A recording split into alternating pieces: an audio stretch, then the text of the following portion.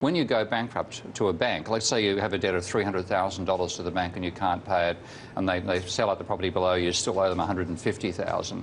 Well, rather than chasing you for the $150,000, they sell that to a debt collection agency for $1,500.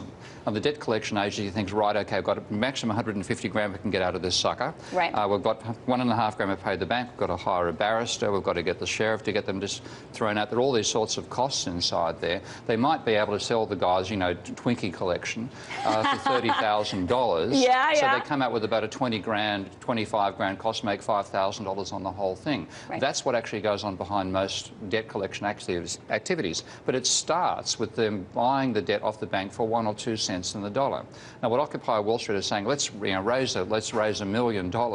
We could buy $100 million worth of debt and forgive it that way. Poof. Yeah. It's a brilliant piece of both. It's effective for at a small scale for people who get rescued that way, but it also exposes what goes on behind the dirty veil of bankruptcy. Is that what you think is really kind of the most impactful thing here? Because obviously when you're looking at a consumer that's $2.7 trillion in debt, if you don't include mortgage debt, yeah, you know, a few $1 million forgiven is really interesting and cool and innovative, but it's a very small fraction of that debt. So do you think it's more impactful in terms of because it is such what a small it thing, shows in terms of the banking system and how it operates? I think it is. That's the reason I favour it. I think it's a good for those people they get out of debt, but it also shows what goes on behind bankruptcy and why what we should be really doing is forgiving it, because we think people should pay the whole 150 grand. Right. But the banks get up by saying, we'll take 1.5 grand, thanks, write it off on our loss levels and so on, and cope with it with our equity backing, and on we still go, because they've still got the capacity to create money